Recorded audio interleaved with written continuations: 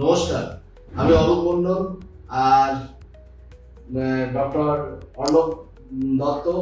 আজকে আমরা চলে এসেছি প্রি ম্যারেজ কাউন্সিলিং এর ব্যাপারে আলোচনা করার জন্য। নমস্কার। নমস্কার। আচ্ছা, আমরা তো আজকে প্রি ম্যারেজ কাউন্সিলিং নিয়ে আলোচনা করব। আপনি প্রি ম্যারেজ কাউন্সিলিং ব্যাপারটা কি যদি আমাদেরকে বলেন তাহলে। প্রি ম্যারেজ কাউন্সিলিং মানে হচ্ছে আগে, অর্থাৎ বিয়ের আগে যে কাউন্সিলিং করা হয় সেটাকে বলে প্রি ম্যারেজ কাউন্সিলিং। এবার প্রি ম্যারেজ কাউন্সিলিং দু রকম ভাবে করা যায়। দু রকম ভাবে মানে হচ্ছে কাপেলও আসে আমাদের কাছে, আবার কেউ একাও আসে। এবার আপনি বলবেন একা কেন আসে?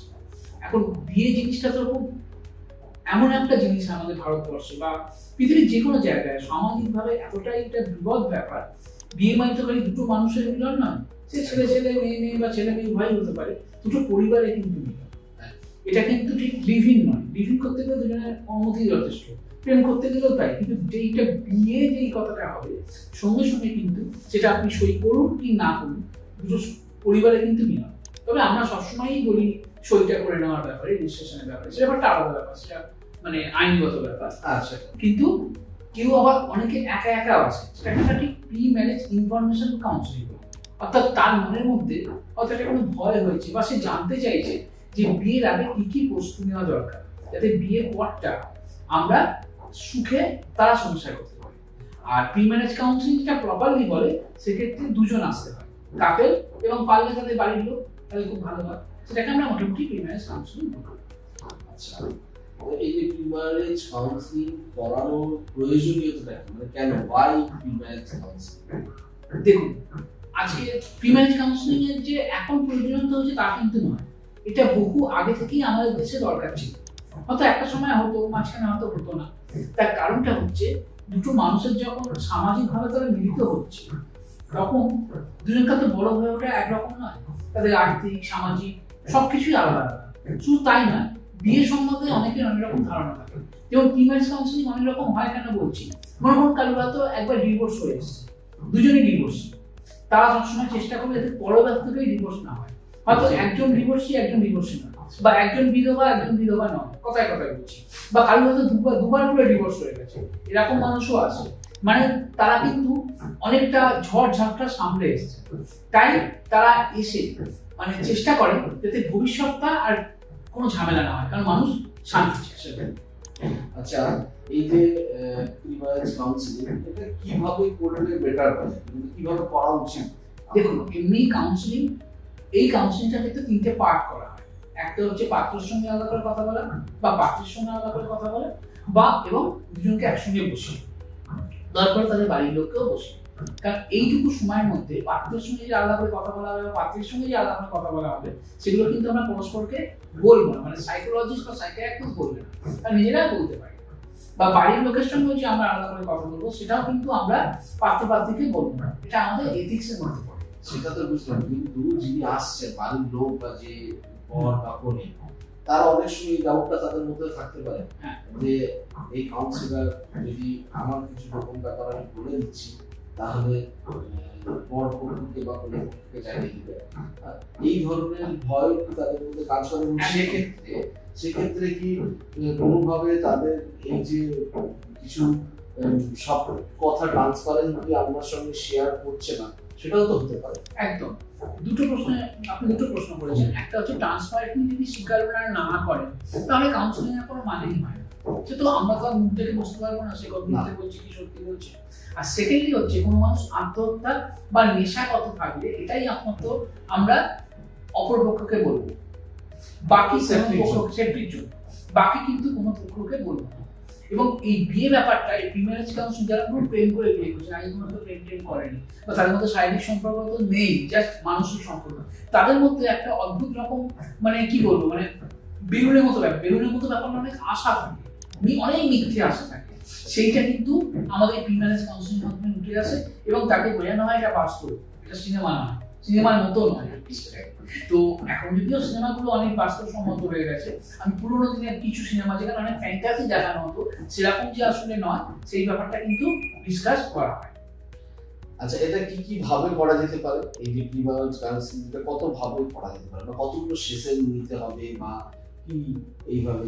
দেখুন, সেশন নেওয়ার ব্যাপার যদি বলেন, আমি মোটামুটি 90 মিনিট করে নিই, এটা আমার পার্সোনাল ব্যাপার।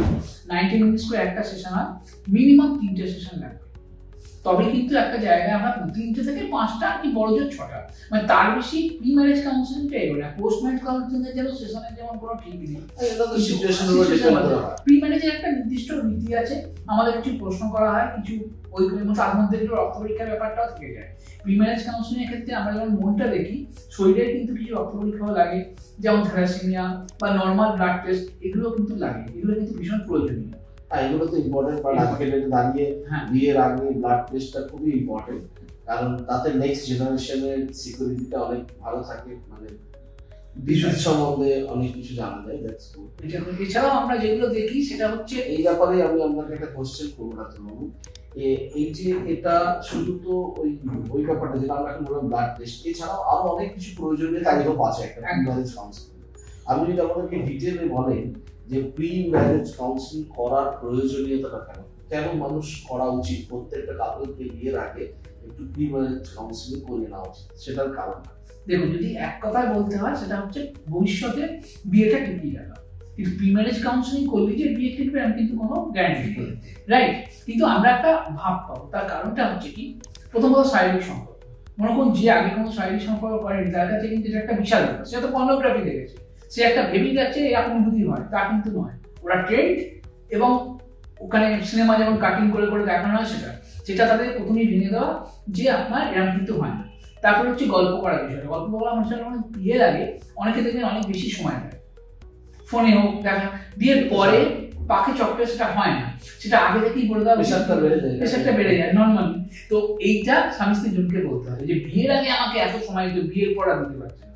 তাই আমরা বলি একটা নির্দিষ্ট সময়। আমরা খুব অনেকে সারা রাত্রি জেগে গল্প করছে, কিন্তু যেই বিয়ে হয়ে এদের সঙ্গে চলে যাচ্ছে সে তো হচ্ছে না, তখন সেই ব্যাপারটা তো তার মধ্যে বলতে হবে এটা বাস্তব। এবার হচ্ছে বাড়ির লোকের ইনভলভমেন্ট।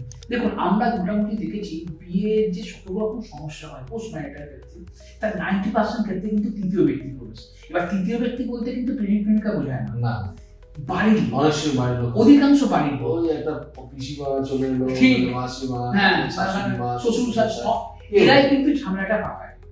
সেটাই।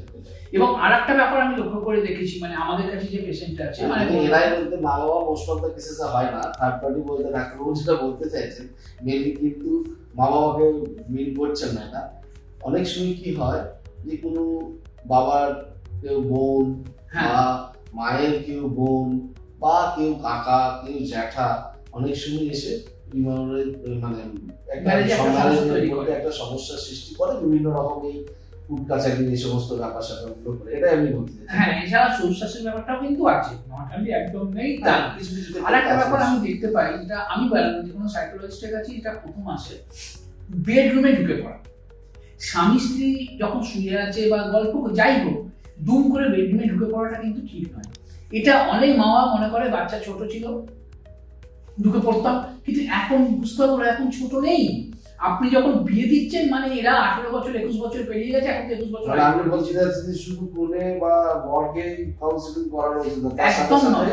বাড়ির লোকজন যারা সবসময় থাকবে তাদেরও একটা কাউন্সিলিং দরকার, সবসময় দরকার। বেসিক্যালি স্বামী মানে পাত্রপাত্রীকে বলছে কাউন্সিলিং করা সোজা, কারণ তারা একটা বিয়ে করতে তাদের মধ্যে আনন্দ বেশি, তাদের মোটামুটি বললে অনেক বোঝে। কিন্তু বাড়ির লোকেদের মধ্যে কিছু রিজিডনেস থাকে যে বিয়ের পরও আমি একই জিনিস, সেইটা যদি না কমাতে পারে, সেইটুকু ত্যাগ যদি না করতে পারে, পরবর্তীকালে কিন্তু অনেক রকম সমস্যা হয়।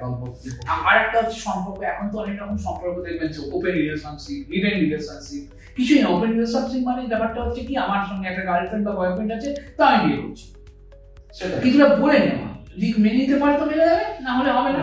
আর হিডেন তো আপনি বুঝতেই পারছেন, সেটা আরো সমস্যা।